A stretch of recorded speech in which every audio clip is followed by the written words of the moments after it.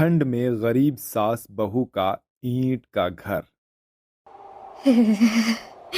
हे राम, आज तो कड़ाके का जाड़ा है। खून जमने को हो रहा है। ऊपर से इतनी बर्फीली हवा बह रही है कि ईंट भी नहीं बन पा रही। माँ जी, आप थोड़ी देर आग ताप लीजिए, तब तक मैं और जमुना दीदी ईंट बनाते हैं।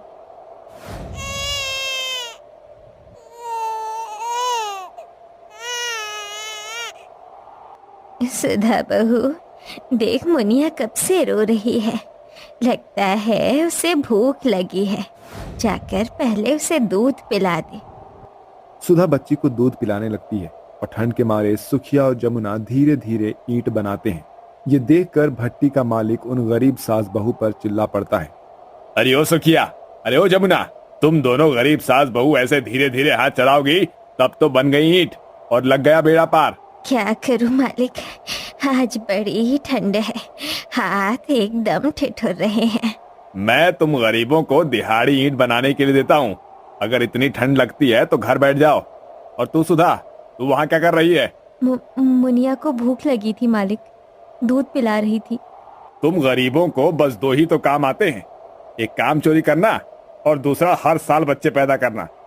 अरे अभी एक पला नहीं है, दूसरा पेट में लादे हैं 10-10 ठैया बच्चे पैदा करके छोड़ देते हैं उन्हें सड़क पर चलने के लिए। अब इसे बोरी पर फेंक और जल्दी जल्दी ईंट बना, वरना तुम दोनों में से एक को भी दिहाड़ी नहीं दूंगा। बेचारी सुधा बोरी पर बच्चे को सुला देती है और ईंट बनाने में जुट जाती है। दिसंबर के उस महीने में कड़ाके की ठंड पड़ रही थी। आज तो सूरज ने भी मुंह नहीं दिखाया है। माँ जी चलिए ना, घर चलते हैं। देखिए ना, बर्फ भी गिरने लगी है, कितनी ठंड है। जमुना बहू, अगर हम ठंड देखेंगे तो खाएंगे क्या?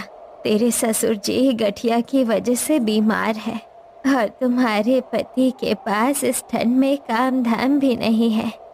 ऐसे में ईटा भट्टी पर हम गरीब सास बहुए जो 100-200 की दिहाड़ी से ही घर का गुजारा चल रहा है, अगर हम भी ठंड देखकर चले गए तो भूखे मर जाएंगे।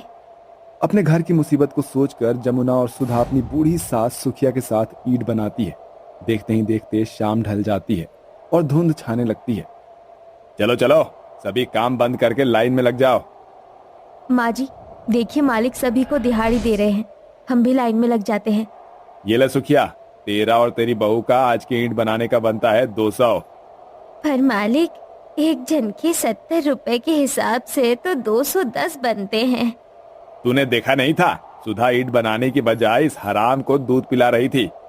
शुक्र मना कि 10 रुपए काटे हैं, और कल से तुम गरीब सास बहू को हर दिन गिनकर 1000 ईंट बनानी होगी, वो भी इतने ही पैसे में। अगर करना हो तो करो, वरना कहीं और काम ढूंढ लो।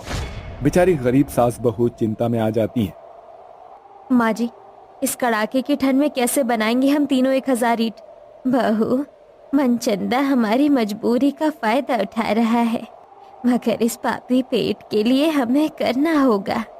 तीनों झोपड़ी में लौट आती हैं, जहां पुलिया की चटाई पर गरीब बूढ़ा हरिहर पड़ा था। उसके हाथ पांव सूज गए थे। गुजारे के लिए उसके पास ले देकर एक पुरानी झोपड़ी, एक मिट्टी का चूल्हा और कुछ कपड़े बर्तन थे। जैसे जैसे रात बढ़ती है, हवा का झोंका तेज हो जाता है। सभी खा पी कर सोने की तैयारी में थे, पर सुखिया की आंखें आसमान को देख रही थी। जमुना दीदी, बड़ी मुश्किल से गिनकर 10 रोटी ही बनी है। सुधा, हमें इसी में सबको खिलाना है। सभी खाना खाने लगते हैं। क्या हुआ माँ, तुम बाहर क्यों देख रही हो? आज आसमान का रुख बड़ा ही खराब है, बादल भी गरज रहे हैं। लगता है भयंकर तूफान आने वाला है। तूफान इतना तेज था कि पहले तो इनके झोपड़ी की खिड़की टूटकर गिर जाती है और एकदम से छत भी उड़ जाता है। आसमान से गिरते ओले से उनकी झोपड़ी भर जाती है। सर्दी में सभी का रोम रोम कांप उठता है। हरिहर की हालत बिगड़ जाती है और उसका गठिया बढ़ जाता है। बाप रे बाप, बहुत ठंड है। इतनी ठंड मैंने इतने सालों में कभी नहीं देखा है। ऐसा लग रहा है जैसे आसमान से आफत बरस रही है। एकदम से तूफान से उनकी झोपड़ी हिलने लगती है। नंदू अपनी माँ जमुना से लिपट कर रोने लगता है। माँ, दादी माँ, हमारी झोपड़ी तो हिल रही है। उमेश, महेश, बहू जल्दी से घर से निकलो। ये घर अब ज्यादा देर नहीं अड़ पाएगा। उनके बाहर निकलने के अगले ही पल झोपड़ी गिर जाती है। अपनी आंखों के सामने अपने घर को टूटता हुआ देखकर उनकी आंखें डबडबा जाती है। माँ जी, हमारा घर, हमारा घर, माँ जी, हमारा घर टूट गया माँ जी। माँ जी, अब हम सब कहाँ रहेंगे?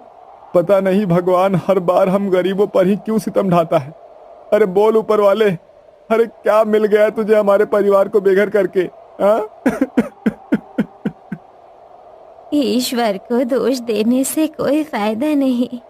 उमेश, जो भाग्य में लिखा है उसे काटना तो पड़ेगा। सभी सारी रात ठंड से संघर्ष करके कपकपाते हुए सुबह हो जाती है। बर्फबारी अभी भी हो रही थी। माँ, मैं और भैया यहीं पर तिरपाल डाल देते हैं और 1-2 दिन लगाकर हम अपनी नई झोपड़ी तैयार कर लेंगे। उमेश, हम कब तक झोपड़ी बनाएंगे? हर बार तो उजड़ेगी, गिरेगी और हम सड़क पर आते रहेंगे। हमें अब पक्का मकान बनाना होगा। मगर माँ, इस वक्त हमारे पास खाने के पैसे भी नहीं है। पक्का मकान बनाने के लिए महंगी ईंट सीमेंट कहाँ से लाएंगे हम लोग? माँ जी, हम तीनों सास बहुओं को ईंट बनाना तो आता ही है। हाँ माँ, सीमेंट कहाँ से खरीद कर लाएंगे? सीमेंट की जरूरत नहीं, गोबर, फूल और मिट्टी मिलाकर भी ईंट बनाई जा सकती है। मगर माँ जी, होंगी तो वो ईंट भी कच्ची और बारिश में गलकर वो भी बह जाएंगी। हम उन ईंट को ठीक वैसे ही आग में पकाएंगे जैसे ईंटा भट्टी पर पकाते थे। उससे वो पक्की हो जाएंगी। सुखिया का सुझाव सभी को भा जाता है और उनकी आंखों में अपना पक्का घर बनाने की ललक जाग जाती है और सभी अपने अपने हिस्सेदारी का काम बांट लेते हैं। जहां बहुएं सड़क पर घूम घूम कर गोबर फूस इकट्ठा करती हैं और उमेश और महेश दूर जंगल से मिट्टी ढोकर लाते हैं और सुखिया वहीं पर टूटे हुए अपने झोपड़ी के जमीन पर ईंट का भट्टी बनाकर ईंट पकाने लगती है। पूरा परिवार लगकर ईंट बनाता है। सुधा बहू, तू जाकर आराम कर। तेरा 9वां महीना है। ये जाड़ा तेरे लिए ठीक नहीं। देख कैसे कपकपा रही है। माँ जी, मेरा परिवार इस ठंड में बेघर है। इस वक्त ये ईंटा घर खड़ा करना मेरा मकसद है, फिर तो आराम ही करना है। तीनों गरीब सास बहू ईंट बनाती जाती है और उमेश और महेश दीवार पर खड़े करते जाते हैं। वहीं हरिहर एक ओर बैठा दोनों बच्चों को संभालता रहता है। रह रहकर बर्फबारी से उन्हें काफी कठिनाई भी होती है, जिसकी वजह से सुधा और सुखिया की हिम्मत जवाब दे जाती है। उफ, ये बर्फीली हवा तो हड्डियों में चुभ रही है। कई दिनों की कड़ी मेहनत के बाद गरीब सास बहू आखिरकार अपना ईंट का घर तैयार कर लेती है, जिसे देखकर जमुना ने रुआसे शब्द से कहा, देखिए माँ जी, बन गया हमारा पक्का मकान, हमारा ईंटा घर। हाँ बहू, अब हमारा घर न ढहेगा न गिरेगा। हमने कर दिखाया, हमने कर दिखाया। फिर सभी ईंट के घर के अंदर आते हैं। उस पल उस गरीब परिवार के चेहरे पर जो सुकून था वो देखते ही बनता था। अगले दिन जब वो ईंटा भट्टी पर जाते हैं तो मालिक उन्हें भगाते हुए कहता है, अब क्या लेने आई हो तुम गरीब सास बहू? हैं? यहाँ से ईंटा चुरा कर ले जाकर अपना तुमने घर बनवाया है? नहीं मालिक, ऐसा नहीं। आप नहीं जानते, ठंड में हमारा घर टूट गया था। हमने बड़ी मेहनत से घर बनाया है। हाँ हाँ, तो जाओ ना और अपने इसी ईंटा घर से खाने को मांगो। तुम्हें खाने को भी वही दे देगा। मेरे ईंटा भट्टी में तुम्हारे लिए जगह नहीं है। हे ईश्वर, हम गरीबों को छत तो तूने दे दिया, अब मेरे भूखे परिवार को रोटी भी दे दे। बस तेरा ही आसरा है ऊपर वाले। असल में उस गरीब सास बहू का घर बन जाने से भट्टी का मालिक मन ही मन जलने लगता है, क्योंकि किसी गरीब का अच्छा खासा कमाना किसी एक अमीर से कहाँ देखा जाता है। सुखिया का पूरा परिवार कई दिनों तक भूखा रहा, मगर कहते हैं ना कि ऊपर वाला भी एक गरीब को उतना ही दुख देता है जितना वो सह सके। आज पड़ोस के लोग उनके ईंट का घर देखकर उन्हें ईंट बनाने का काम देते हैं और उन्हें 2 वक्त की रोटी खाने से भी ज्यादा पैसे मिलते हैं। मगर इस दिन को देखने के लिए उन्होंने ठंड में सड़कों पर भूखे प्यासे रहकर कठिन संघर्ष देखा था और इस तरह से वो सभी लोग खुशी खुशी रहने लगते हैं। ठंड में आलसी जेठानी की चतुर देवरानी। श्रीमती जी, आज चाय मिलेगी कि नहीं? आप तो जानती हैं कि बिना चाय के अखबार की ताजी खबर भी फीकी लगती है। और आपको अखबार पढ़ने के सिवा कुछ सोचता है कि नहीं? सारा दिन जब देखो बस अखबार में घुसे रहते हो। बहू, चाय बन गई हो तो ले आओ। माँ ये लीजिए आपकी मनपसंद अदरक इलायची लौंग वाली चाय, और पापा जी ये रही आपकी चाय कम चीनी के साथ। जुग जुग जीती रहे छोटी बहू, कितना ख्याल रखती हो तुम सभी का। हाँ, मगर थोड़ा ख्याल अपना भी रख लिया करो। छोटी बहू सारा दिन एक पांव पर नाचती रहती हो, बड़ी बहू कहाँ है, दिखाई नहीं दी सुबह से। माँ, पायल की कुछ तबीयत ठीक नहीं है लगता है। हाँ, एकाएक ठंड बढ़ गई है ना, हो सकता है कि बहू को ठंड लग रही होगी। छोटी बहू जा गर्मा गर्म चाय अपनी जेठानी को उसके कमरे में दिया। जी माँ जी। अंजलि चाय लेकर अपनी जेठानी के कमरे में आती है, जहां वो रजाई में पड़ी फोन चला रही होती है। तभी वो देवरानी को देखकर कांपने लगती है। ओह बाप रे बाप, कितनी ठंड है। 100 सी लोगाई मरी होंगी तब मेरी ये चंट जेठानी पैदा हुई होगी। ठंड आते ही मैडम की तबीयत खराब रहने लगती है, क्योंकि काम चोरी करने का दूसरा बहाना जो नहीं। पायल दीदी चाय लाई हूँ। अरे देवरानी जी, इसकी क्या जरूरत थी। इतने में सास आ जाती है। अरे बड़ी बहू तू ठीक तो है। अब क्या बताऊं सासू जी, आप जानती तो हैं ठंड आते ही मेरा शरीर फूल की तरह मुरझाने लगता है। अच्छी। अरे तुझे तो बड़ी तगड़ी ठंड लग गई है बहू। छोटी बहू जा अपनी जेठानी के लिए गर्मा गर्म सूप बनाकर ला दे। बेचारी देवरानी सूप बनाकर दे देती है। जहां आलसी जेठानी रजाई में पड़ी रहती है, वहीं बेचारी देवरानी ठंडे पानी में अकेली सारा काम करती। 2-4 दिन देखने के बाद अंजलि गुस्से में बड़बड़ाती है। बस ये जेठानी का आलस तो बढ़ता ही जा रहा है। ठंड में अकेली रजाई में दुबकी रहे और मैं यहाँ ठंडे पानी में बर्तन घिसूं, इसका कुछ तो करना ही होगा। इतने में आकाश किचन में आकर रोमांटिक अंदाज में कहता है, तो चलो ना बेबी, करते हैं ढेर सारा रोमांस। देखो ना ठंड भी है। आकाश मुझे गुस्सा मत दिलाओ, वरना तुम्हारे अंदर रोमांस का कीड़ा उछल रहा है ना, बेलन मारकर सारी रोमांस का बुखार झाड़ दूंगी। अजीब हाल है ये ठंड आते आते तुम बीवियां इतनी चिड़चिड़ी क्यों हो जाती हो। ये बोलकर आकाश वहां से चला जाता है। अगली सुबह, पायल तुम्हें कहा था ना मेरी शर्ट धो देना, सारी की सारी शर्ट एकदम गंदी पड़ी हैं और जुराबें भी नहीं धुली, क्या पहनूं। अरे ये कैसा कलेश हो रहा है। देखिए ना सासू जी, मेरी तबीयत ठीक नहीं, कैसे धोऊंगी मैं कपड़े। आप तो जानती हैं मेरा शरीर फूल के जैसा है, जो ठंड लगते ही मुरझा जाता है। माँ जानती हैं, पर जेठानी जी आपको कौन सा हाथ से कपड़े धोने हैं, मशीन में ही तो धोना है। डाला खंगाला और निकाला, चमक गए कपड़े। तेरी देवरानी एकदम ठीक बोल रही है पायल। बहू वैसे भी हाथ पांव चलाने से इंसान तंदुरुस्त रहता है। वही तो माँ जी। आलसी जेठानी टशन भरी आंखों से देवरानी को देखकर कहती है, मुझसे ये पंगा बहुत भारी पड़ेगा तुम्हें। तुम्हें देख लूंगी देवरानी जी। देखती जाओ जेठानी जी, अभी तो ये शुरुआत है। अपनी देवरानी की चालाकी के आगे अगर आपकी ये काम चोरी और ये बहानेबाजी फीकी ना पड़ जाए तो कहना। आलसी जेठानी ठंड में मर के कपड़े धोती है।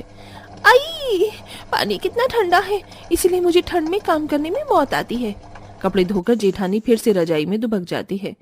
आज के दिन तो इतना ही कोटा काफी है मेरी फुहार जेठानी के लिए, कल कुछ अलग सोचना पड़ेगा। अगली सुबह देवरानी आग जला देती है, जिससे सभी को आग तापता देखकर पायल भी रजाई छोड़कर बाहर आ जाती है। अरे वाह, यहाँ पर तो सभी मजे से आग के सामने बैठकर मूंगफली खा रहे हैं। अरे आ जाइए जेठानी जी, आग के सामने बैठिए। अपनी देवरानी के चाल से अनजान जेठानी मूंगफली खाने लगती है। देखो तो जरा मेरी जेठानी कैसे आलसी घोड़े की तरह मूंगफली चर रही हैं। माँ जी मैं अभी आई। देवरानी रसोई में से साग उठाकर ले आती है। जेठानी जी ये लीजिए, ये साग तोड़ दीजिए। मैं? हाँ जेठानी जी, वैसे भी आग के आगे आप खाली बैठी बैठी कुछ नहीं कर रही। वो क्या है ना, आज पापा जी को मक्के की रोटी और सरसों का साग खाने का मन है। मैं खुद कर लेती, मगर किचन में गंदे बर्तन पड़े हैं धोने को। बोरी फंस गई पायल तू। अब क्या करूं, बर्तन मांजूं या साग तोड़ूं? ये टोकरी भर का साग तोड़ने से अच्छा मैं बर्तन धो लूं। पता नहीं देवरानी मुझसे कौन से जन्म का बदला ले रही है। बेचारी कामचोर जेठानी मुंह फुलाकर बर्तन धोती है। तभी दरवाजे पर खड़ी देवरानी एकदम टशन में कहती है, रगड़ रगड़ कर साफ करो, मेरे हाथों को माफ करो, दाग जाते ही नहीं। क्यों जेठानी जी, आया विम साबुन का ऐड याद? वैसे आपने डांस की सही बीट पकड़ी है। चुप करो देवरानी जी, मैं यहाँ इस बर्फीले पानी में बर्तन कीस रही हूँ और तुम दांत फाड़ रही हो। जेठानी जी लगता है आपका बीपी बढ़ गया है। चलिए मैं कॉफी बनाती हूँ ठंड में। पायल पूरा टाइम बड़बड़ाते हुए बर्तन मांजकर कमरे में जाकर रजाई में पड़ी हीटर जलाकर बैठ जाती है। ऐसे ही दिन बीतते जाते हैं। अंजलि अपनी चाल से अपनी जेठानी को काम थमाती। क्या करूं, जेठानी जी का फुहरापन तो दूर ही नहीं हो रहा। अब मुझे इन्हें लाइन पर लाने के लिए अपना आखिरी दांव खेलना होगा। फिर एक सुबह, अरे अंजलि बहू, तू ठीक तो है? हाँ माँ जी, कुछ दिनों से जी कच्चा हो रहा है। माँ जी, आप दादी बनने वाली हैं। बधाई हो छोटी बहू, तुम्हें खुद का ख्याल रखना होगा। तुम्हारे पैर भारी हैं। अब घर का काम पायल बहू करेगी। इतनी बड़ी खुशखबरी जो है। ये सुनकर जेठानी का मुंह बन जाता है। काहे की खुशखबरी है? कुछ तो घोटाला है और इस देवरानी की सर्दी में ही सीन बनना था। खुद लोड होकर बैठ गई और मेरी लंका लगा दी। बड़ी बहू, अब अपनी देवरानी को हर थोड़े समय पर जूस, फल, फ्रूट देती रहना। अब घर का सारा काम खाना बनाना अकेली आलसी जेठानी पर पड़ जाता है। वहीं रजाई में पड़ी देवरानी खुशी से गुनगुनाते हुए कहती है, जनवरी, फरवरी, मार्च, अप्रैल, मई और जून, जुलाई। जेठानी सारा काम करेगी, देवरानी खाए मिठाई। माँ, मेरी चोटी बना दो, स्कूल जाना है। अरे पायल, मेरा टिफिन दे दो, आज ऑफिस जल्दी जाना है। अरे बड़ी बहू, चाय बनी? जी लाई ससुर। किसी के अंदर भी सब्र नाम की चीज नहीं। एक तो ये ठंड कुल्फी जमा रही है। पायल ठंड न देकर सभी को चाय पानी टिफिन टाइम पर देती है, जिससे अब धीरे धीरे उसका आलस खत्म हो जाता है और अब वो एकदम फुर्ती से काम करती है। जिसके बाद अंजलि सभी से कहती है, माँ, पापा जी, आकाश जी, मैं आप सबको कुछ बताना चाहती हूँ। अरे तो बोलना छोटी बहू, तो इतना हिचकिचा क्यों रही है? बात क्या है? माँ जी, मैं प्रेग्नेंट नहीं, ये सब बस एक झूठ था। ये जानकर सभी दुखी हो जाते हैं। क्या? मगर तूने हमसे झूठ क्यों बोला? क्योंकि सभी की जिम्मेदारियां निभाते निभाते मैं अकेली थक गई थी माँ जी। जब से मैं शादी करके इस घर में आई, जेठानी जी अपनी सारी जिम्मेदारी मुझ पर थोप दी। सुबह पापा जी की चाय, आपकी चाय, पूरे घर की साफ सफाई, बर्तन, खाना, सभी को टिफिन देना, वो भी इस कड़ाके की ठंड में। मैं बस जेठानी जी को उनकी जिम्मेदारियों को फिर से समझाना चाहती थी। मैंने कोशिश भी बहुत की और आखिर में जब मेरी कोशिश काम नहीं कर रही थी तो मुझे आखिरी ये दांव अपनाना पड़ा। जेठानी जी, क्या ऐसा नहीं हो सकते कि हम दोनों साथ मिलकर जुलकर पूरे परिवार की जिम्मेदारियां हंसी खुशी एक साथ निभाएं? ये सुनकर सभी को देवरानी की तकलीफ समझ में आती है। तो अपनी जगह गलत नहीं है छोटी बहू। देवरानी जी, शुक्रिया मुझे ये एहसास दिलाने के लिए। इसी बहाने देखिए, मैं अपनी जिम्मेदारी को पहले की तरह निभाना फिर से सीख गई। ये सुनकर अंजलि अपने आंसू पोंछ लेती है और फिर देवरानी जेठानी एक साथ मिलजुल कर पूरे परिवार की जरूरत का ख्याल रखती हैं और ठंड में मिल बांट कर काम करती हैं।